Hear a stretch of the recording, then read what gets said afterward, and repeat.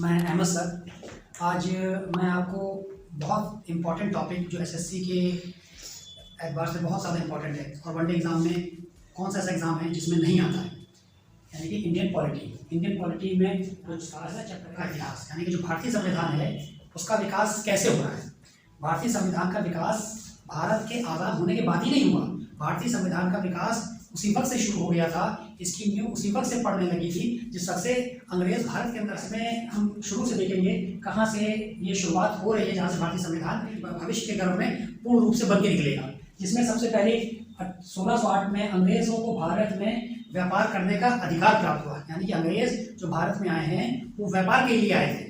1608 में उनको इंडिया में परमिशन मिली व्यापार करने के लिए। 1757 में ईस्ट इंडिया कंपनी और बंगाल के नवाब जो सिराजदौला है बंगाल के नवाब, उनके बीच में एक युद्ध होता है जो प्लासी का युद्ध कहलाता है। वो मशहूर युद्ध है और उसके बाद उसमें बंगाल के नवाब की हार होती है। फिर 1764 में इसी तरीके बक्सर का युद्ध भी बहुत ज़्यादा प्रचलित है, बहुत ज़्यादा पूछा जाता है ये भी युद्ध, जो कि बंगाल के नवाबों और मुगल सेनाओं ने संयुक्त रूप से अंग्रेजों के खिलाफ लड़ा था, अंग्रेजों के विरुद्ध लड़ा था और इसमें भी अंग्रेजों की जीत हुई थी।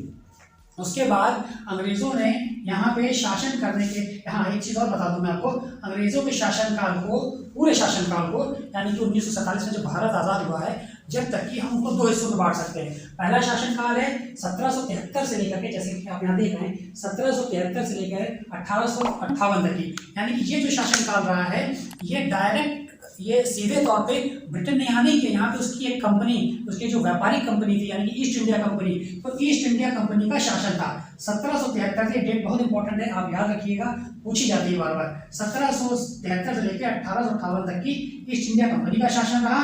फिर 1858 से लेकर के 1947 तक की यहाँ पे सम्राट का शासन रहा, यानी कि सीधा क्राउन, जो ब्रिटिश क्राउन कहते हैं, वहाँ पे क्राउन के नाम से, हम लोग के यहाँ का जो शासन होता है वो राष्ट्रपति के नाम से होता है, तो ब्रिटेन में जो शासन होता है वो क्राउन के नाम से होता है। तो सम्राट शासन रहा 1858 से 1947 तक। उसके बाद अंग्रेजों ने भारत में शासन करने के लिए, एक व्यवस्था बनाने के लिए समय समय पे कई प्रकार के कानून लाए, कई प्रकार के एक्ट पारित किए, जिसमें सबसे जो प्रमुख हैं वो हम आपको बताएंगे और जो आमतौर से पूछे जाते हैं।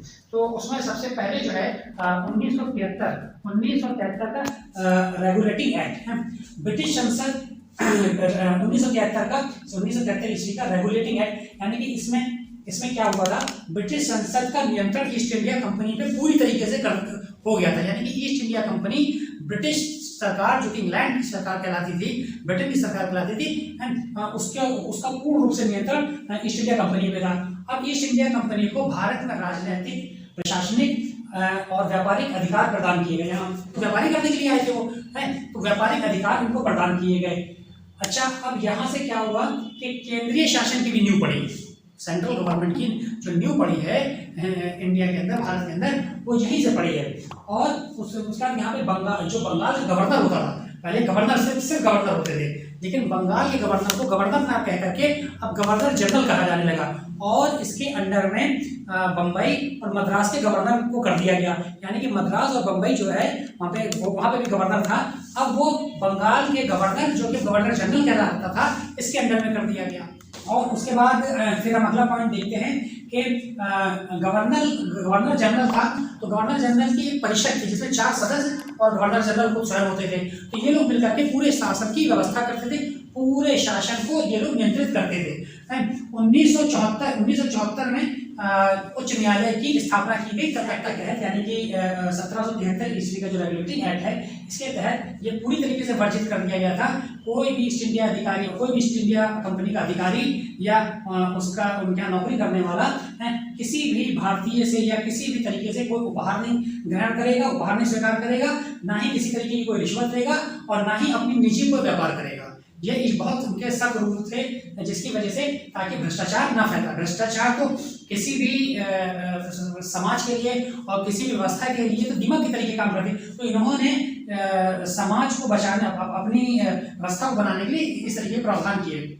और राजस्व नागरिक सैन्य कार्यों की सूचना इन्हें सरकार को देनी पड़ती थी। ऐसा नहीं था ये फ्री होल्ड थे जो समझ में आया करे, नहीं, इनको इन राजस्व मतलब जो भी वसूली, जो भी टैक्स की वसूली लगान की शक्ल में या और भी दूसरे टैक्सेस थे हैं वो होती थी, वो उसकी वसूली सैन्य संबंधी जो कार्य होते थे, जो इनके मिशन होते थे कि भाई अब किस राजा पे हमला करना है, किससे संधि करनी है, किससे संधि किसको मिला करके किसके, तो यही जोड़ तोड़ जो है ये सब की रिपोर्ट इनको अपने ऊपर सरकार को करनी होती थी। फ्रेंड्स, भावी मेरे अधिकारी गण, आज के लिए इतना ही मैं रखता हूँ क्योंकि थोड़ा सा आप लोग इसको याद करिए, सब याद, ये डेटे जो है बहुत इंपॉर्टेंट है और ये डेटे थोड़ा सा एग्जाम में इस तरीके से पूछी जाती है कि आपको कंफ्यूज कर दिया जाए, है ना। अब जैसे ये डेट दे दी गई कि 1858 में ईस्ट इंडिया कंपनी के शासन में यहाँ पे कौन गवर्नर जनरल था, जबकि 1858 से 47 से कोई गवर्नर जनरल था ही नहीं, वायसराय हो गए थे यहाँ से, तो है। तो इस तरीके से आपको भ्रमित किया जाएगा क्वेश्चन पेपर के अंदर कि आप मतलब आपकी नॉलेज को चेक करने के लिए, तो बहुत ध्यान से देने पड़े और समझ के पढ़े और जो याद करने वाली चीज। धन्यवाद, बहुत जल्दी अगले वीडियो के साथ आपके सामने फिर प्रस्तुत होते हैं और